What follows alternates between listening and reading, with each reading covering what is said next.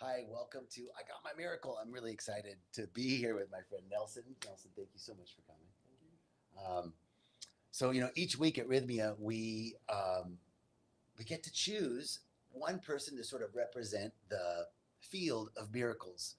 And I was at lunch yesterday talking to a few people, and Nelson's story really, and just throughout the week, getting to know him, and I'm really excited to share Nelson's story with you and his miracles. So welcome.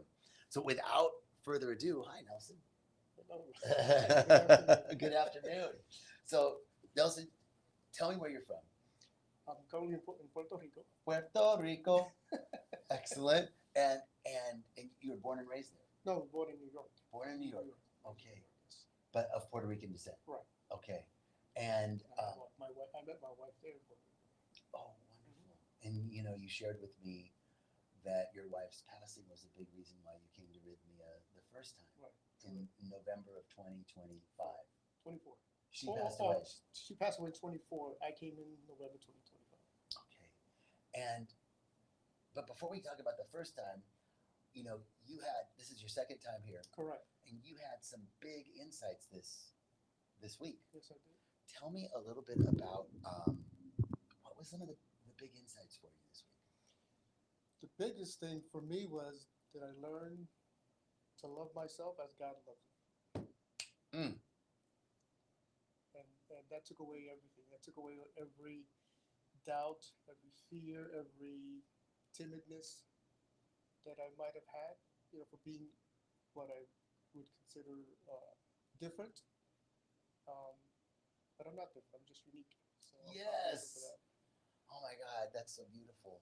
Um, it's so funny that you said that because when Reverend Michael was here in January, he did a workshop, and he's my teacher, Mm-hmm. and he was asking intentions or something in the workshop, and I said, you know, I want to love myself the way God loves me, and he said, well, that's the beginning of spiritual awakening, and I was like, oh, well, okay, I'll just take that, but I feel it's a I don't. I have to say, I think it's a profound extension of a lot of spiritual work to get to a place where you can really love every bit of you. Yeah, I believe that as well. You know. So we were talking at lunch yesterday. I want to stay on this theme of self love Mm-hmm. because it's so powerful. But we were talking at lunch yesterday about a sense of comparison that you had because of your siblings, your Mm-hmm. older sibling and younger sibling, Right. and they're kind of successful, Mm-hmm. and you didn't feel you were successful in the same way. Right. Right. Tell me about that kind of being different, and how that limiting belief played out in your life, and maybe how it changed this week. Well, there are actually five of us. I'm in the middle, kind of right in the middle. But as a child, we had similar teachers in school, and they would always compare us for whatever reason they had to do that. But they always wanted to adopt my older brother, and my sister was never in school, so she was an angel. I, on the other hand, was always the one that needed my parents to come to school to talk with the teachers, and because I was a clown or I, didn't behave according to the way my other siblings did. They were angels, they were nice. Uh, so that kind of stuck with me because, one was, um, well, they were both lovable, and then the question about my behavior was what was wrong with me, what happened to me, Right. so that I guess stuck on my head to some degree Of course. subconsciously, and that enabled so many things to grow out of that. Fear, not feeling good enough, um, and as a result, you try to then build a life to protect yourself from that, to protect yourself from me being compared in a negative way Right. to someone else. And fundamentally feeling like there's something wrong with me. Right. What's Exactly. wrong with me? Mm-hmm. That's that fundamental story is um, for me also has it's been a that's where loving all of me, I got to loving all of me through that story of I'm broken. What's wrong with me? There's something wrong with me. I'm not like everybody else. Right. Sounds so simple, right? But it's Oh. super profound. And you take that with you in your relationships. You take that with you in your employment and whatever you do in life. You always feel like there's something missing. There's not. They're not meeting the expectation. What did you see some of the strategies, coping strategies that you came up with? Like what were the things that the repetitive patterns that you did in life to try and keep you from feeling like there was something wrong with you, or not let anybody know there was something wrong with you? You create. You're living with a mask. You create a facade so that people will think differently of you. You know. So you just become creative so that people don't really get to know you the way they think, the way you think. You know. Right. I found for myself, I was always sort of managing what I thought other people would think Right. of me. Mm-hmm. Right. So it's like, I got to manage the way you think of me. I got to manage the way you see me. And that brought on perfectionism Right. and control and pleasing, people pleasing. That's a big thing, people pleasing. You know, Absolutely control. and then also, like, one thing that I would do is just say stuff, right? Like, I'd be talking to somebody, and instead of like really answering from my heart or my soul, whether I agreed or I disagreed or I didn't understand, I would say whatever needed to be said to appear like I understood, like I was smart, like. And to make to seem that just that you understood and that you could relate. Right. And when in fact it was just the opposite because you had no clue. Exactly. But you got to keep appearances up, right? Right. So powerful. So that was, this is your second time, Right. and that's really what came up for you. Mm-hmm. What and so you're leaving with this profound sense of self-love. Absolutely. And you said last night breath work. Tell me a little bit about your experience of breath work. Breath work. The first time around here was my first day here last November 2025. Just with that first experience with breathwork, I was in tears. I was not the only one, but I was in tears.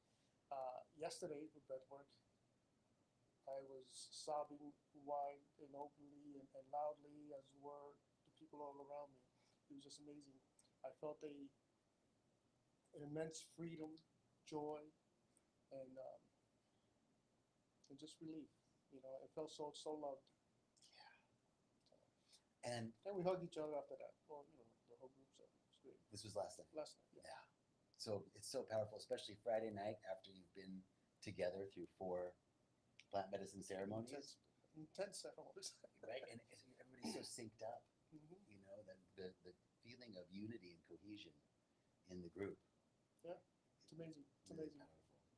So 44 years you said you were married. Yes. And you lost your wife in November of 2024? September of 2024.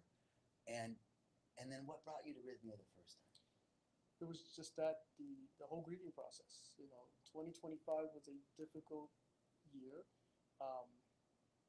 and it was through a podcast that I've been looking into ayahuasca and this whole type of experience, but just didn't know where to go, where to turn to, and I came upon a podcast with Michael Bethworth and Cesar Milan, and the next day I called and set that initial call. Both Reverend Michael and Cesar Milan are on our board of directors. Exactly. So they must have been talking about rythmia. Yes. And I'm so grateful that you felt comfortable, right?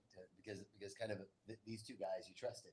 Well, my daughter and I were both sitting on that, listening to that podcast, and we both at the same time pretty much said, "Yeah, that's it. That's the place. That's the place to go."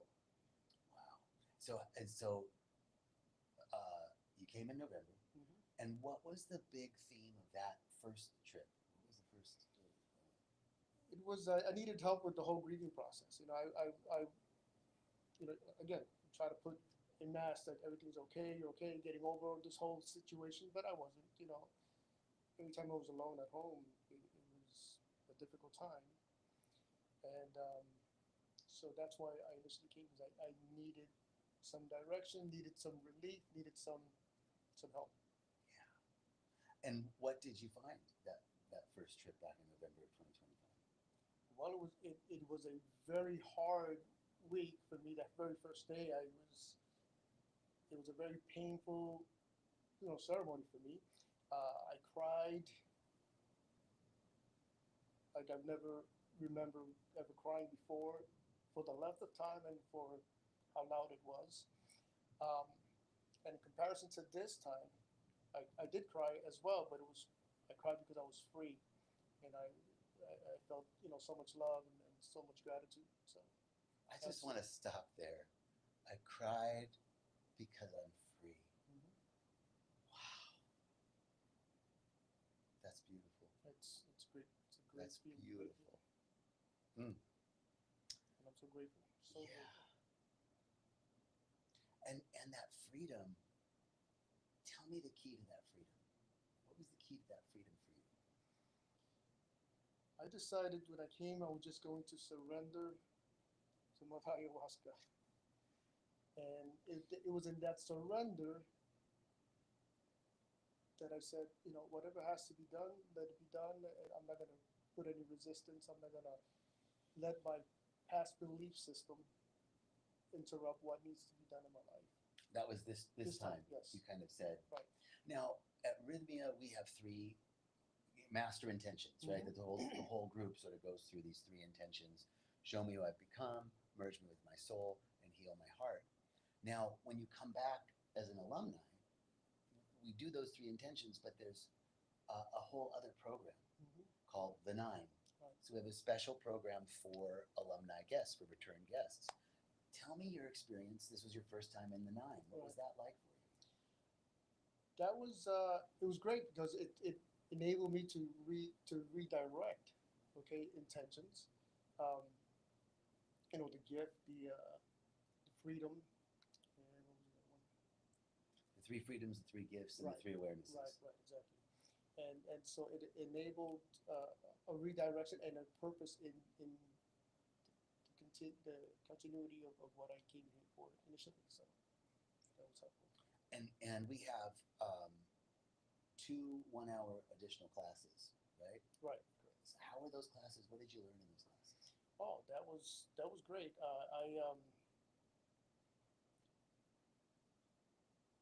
It was helpful, and what I learned was that you know that there's more to do. There's more.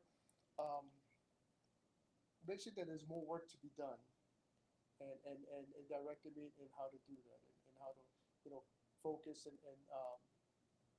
expand from what I had initially came for. Yeah. So that was helpful. I find that ceremonies without a clear intention tend to drift, Mm-hmm. you know? And there's not a lot of clarity because the answers, whatever you're getting, you don't know like what lens to process them through. Right. But when I have a clear intention for my ceremony, then whatever comes up, I process it through the lens of that intention. So, as an alumni coming back and having more direction for your continued Right. study. It was very helpful. Again, that was helpful because had I not had that, again, I probably would have approached this very differently, and who knows what the results would have been. But So, as we were talking earlier, you are a retired nurse, right, right? You were in this healing profession for 34 years? 31. 31 years, which is amazing. Thank you for that. So what's next for you after these 2 trips to Rythmia? What's next for Nelson as he returns home? Continue the integration, number one, so that I can continue learning, growing, and hopefully influence others to take advantage of this great opportunity that we have here Yeah. with me. Is there something knocking on your heart, knocking on your soul for the next chapter of your life? Well, I'm actually looking possible relocation, permanent relocation. Although I love where I live, it's a beautiful island, and I enjoy the high in life. I enjoy going to the beach, several times a week with my dog to take a walk there. But I also have a lot of memories and a lot of things that just need some time away from. And so I've been uh, traveled to a few places, plan to continue to travel um, to explore and see what options I have available.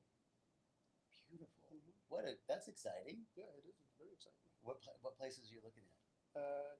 Costa Rica, Excellent. Colombia, Panama. There's one little town in Italy that I'm looking at as well. So, Molina de Ragusa. So that looks interesting. Excellent. Brother, well, safe travels. Anything else you want to add? Anything else that you want to say? I would just invite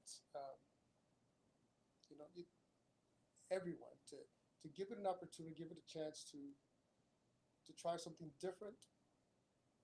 Whether you're fearful of what you've heard or seen or regarding plant medicine or places like Rythmia, you got to break away from that old belief system and try it because I did that. I took a risk of trying something different from what I was known to be the correct right paths, and it was the best thing, the best spiritual experience I've ever had in my life. So. Brother, that's beautiful. Thank you. I've enjoyed getting to know you better this week, and every conversation we've had, you're just such a loving, brilliant, intelligent, insightful soul. The things that you say, speak to my heart. I know they've spoken to everybody else's heart. So I really thank you for bringing your heart here and sharing with us, brother. Thank you for the opportunity. Appreciate it. My pleasure. All right. We hope to see you guys next week for I Got My Miracle. We got Jerry's Talk on Tuesdays. And then I'm doing Walking the Path on Thursdays. So we got your live streams covered. Come back and see us. We'll see you. Happy Saturday. Many blessings.